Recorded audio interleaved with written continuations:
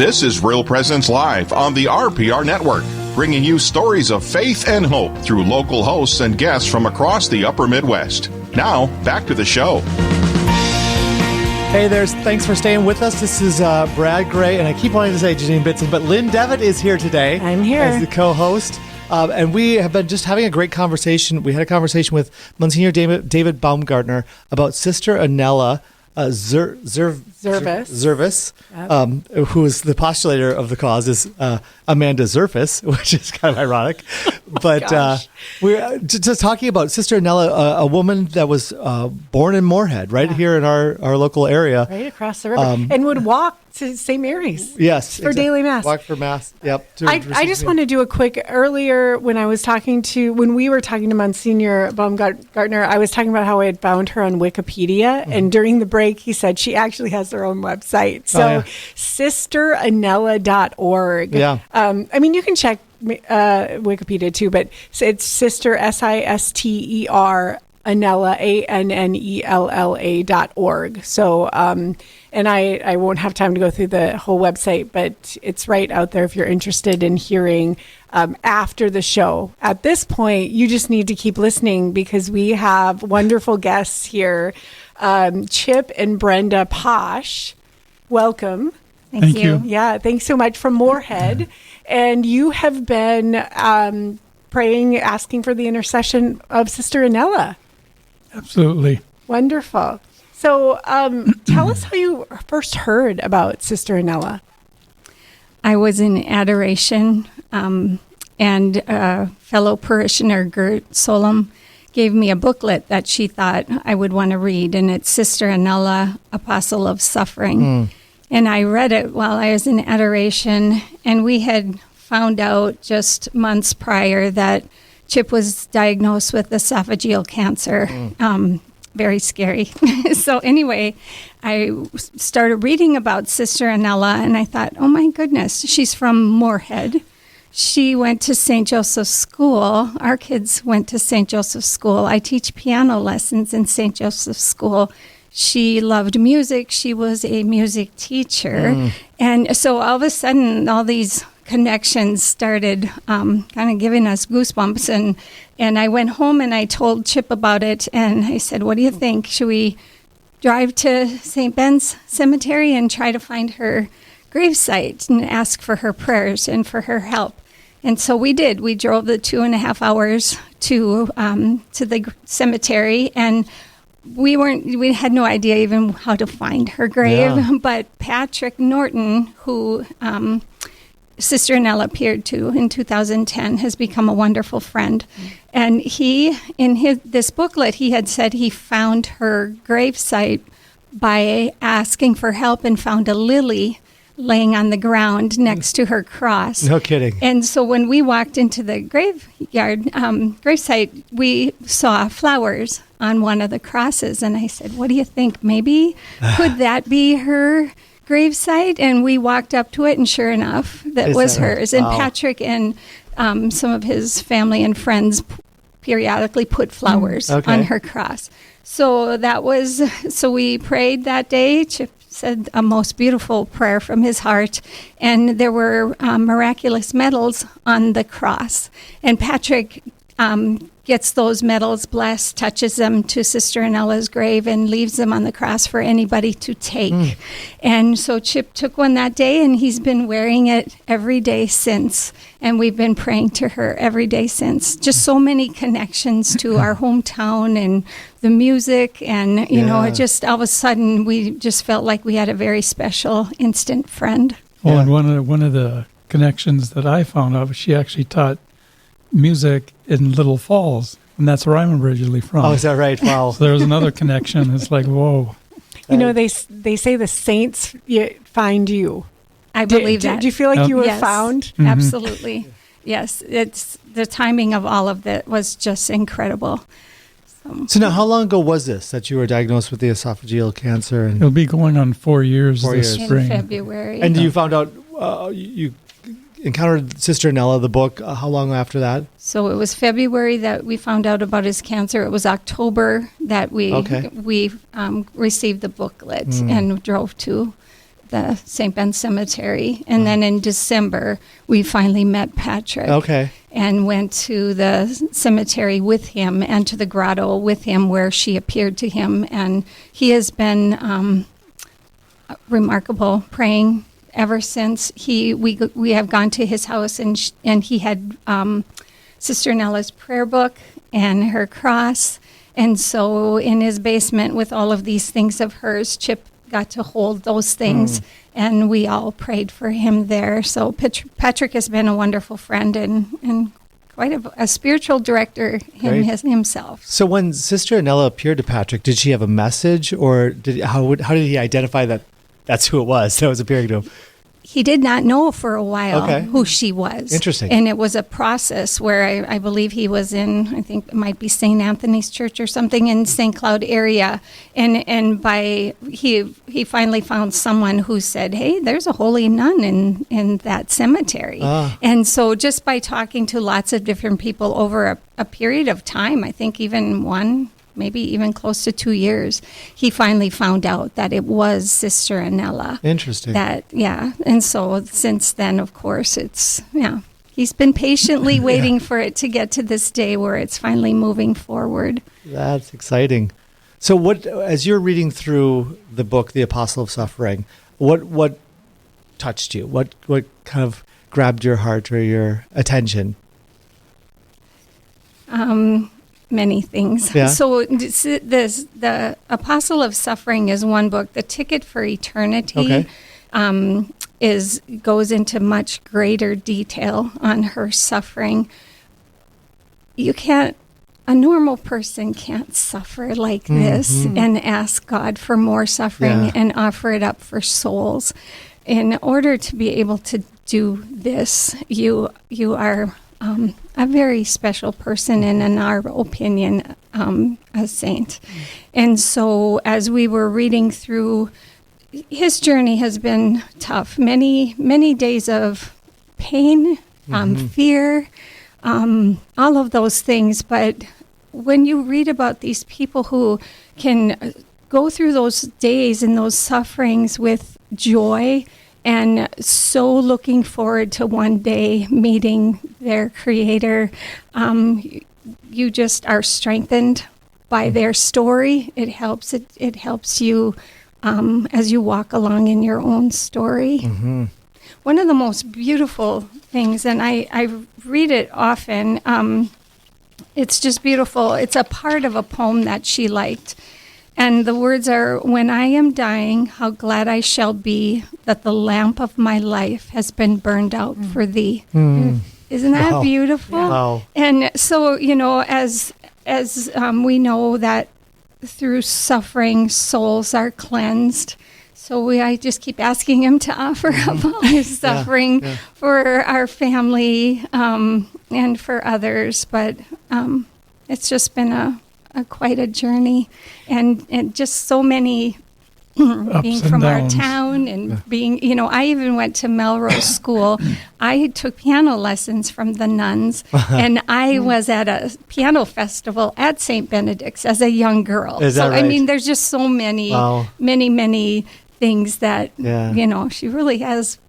I don't know. I feel like we've known her for a long, long time. Yeah. So if you're just joining us, this is Lynn Devitt and Brad Gray, and we are here with Chip and Brenda Posch, and we're talking about Sister Annella Zervas, whose cause for canonization will be brought up hopefully relatively soon by Bishop Cousins. She grew up in Moorhead, and passed away at the age of 26, and is known as an apostle of suffering. And Chip and Brenda are here to talk about their devotion. I think it's safe to say it's a devotion to Sister Annella. Absolutely.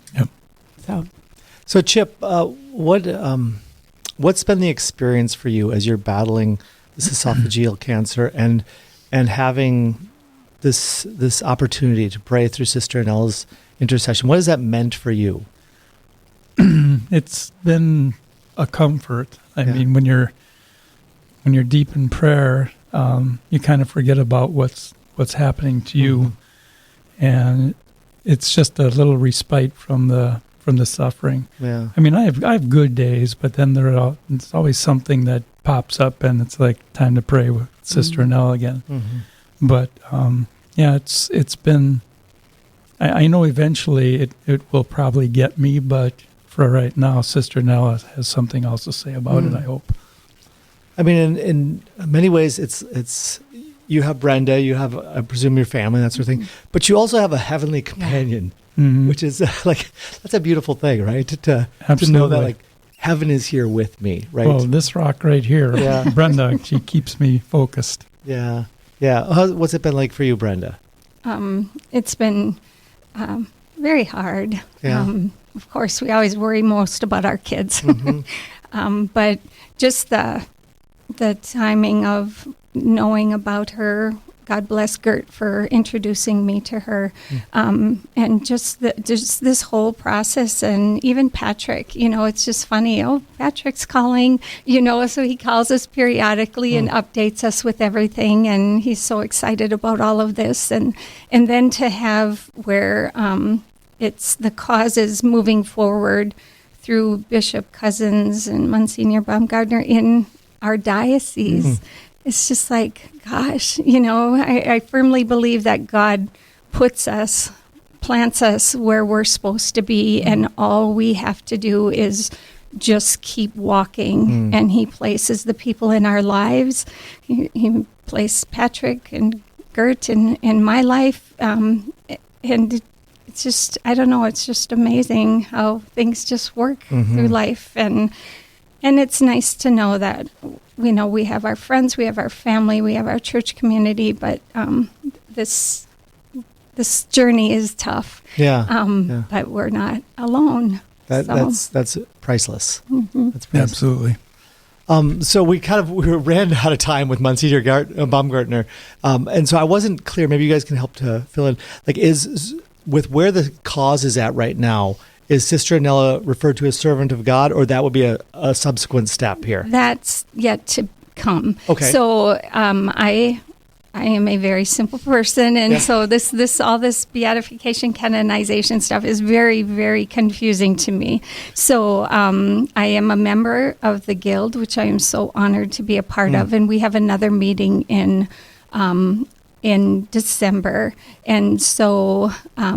Monsignor Baumgartner had said how, he was talking about how the bishop brought it to the United States bishops, and now he has to be in contact with the Holy See to see if there's any objections there. And then from what I understand, then it's to our diocese to see if there's any objections there.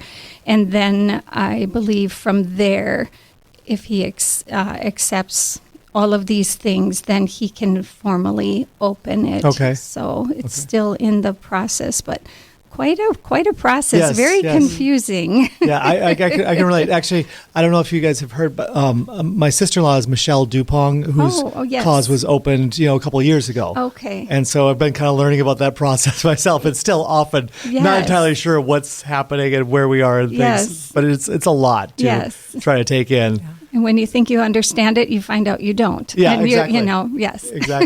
Exactly. Well, this is just, it's beautiful. And it's beautiful that the Lord God has kind of drawn you guys to it. That there's something, like, when he's fashioning you, he's like, I got something great for you guys. That you're going to get to be a part of this beautiful, beautiful effort. And so it's just, it's really cool. Was it scary for you guys to come on the radio this morning, or were you eager? Or what was that like? Yeah.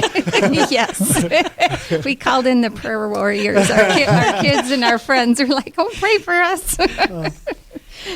So earlier I was using Wikipedia to research Sister Annella, and there's a quote in here that says, "God raises up saints for a reason, and he makes them known to us for a reason."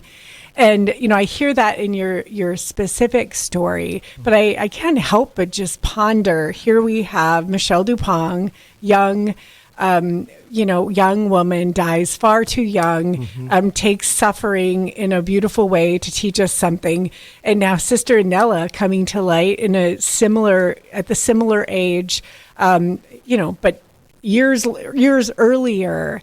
And I can't help but wonder what the broader sort of what people are trying to tell us right now as it relates to these young women who are trying to teach us how to suffer better, that there's a holiness there. Yes, definitely. Yes. And I think now as this is starting to move along, and now it's our job to share, to share her story, to get it out there, let it be known in our parish. How exciting to have this be a part of my parish, our parish, you know. So we just need to help everybody learn about her. We've prayed her prayer every single day. We have not missed a day since we first received this booklet and started to pray. So, quite honored, actually, humbled to be a part of this journey. It is in this time that isolation and distress and despair seems to be kind of the characteristic of society right now. It's such a powerful truth to know that we are accompanied, that the Lord God is there, and that He's brought people into our lives.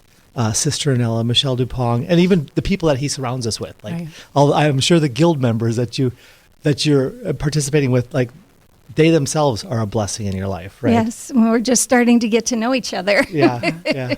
Still quite new, so. Yeah. I'd like to bring up the website again, sisterannella.org. There's a little media kit out there that has these really sweet pictures of her, at her, what I think is probably her first communion, and as a child, and with the grace of God, I am determined to become a saint, which is that quote of hers. And I haven't had a chance to read it, but it looks to give a lot of really great information about Sister Annella. Yes. And quickly, so her parents are buried in the St. Joseph Cemetery in North Moorhead. So Patrick encouraged us to go visit there as well. So hopefully that word will get out there to our community too, because she said that Jesus would not deny her mother whatever her mother asked. Beautiful. Beautiful. Well, thank you both, Chip and Brenda, for being on with us this morning. And thank you for having us. Thank you for the work that you're doing in promoting her cause and just opening up the graces of heaven to flood through her hands. Thank you very much. Thank you. And healing. Prayers for healing. Absolutely. Thank you. I take it all. All right. Well, we do have to take another break. I'm afraid on the other side of the break, we are going to have a conversation with Devin Schad to talk about an upcoming Made for Greatness men's retreat. So stay with us. There's going to be lots more great stuff here on Real Presence Live right after this.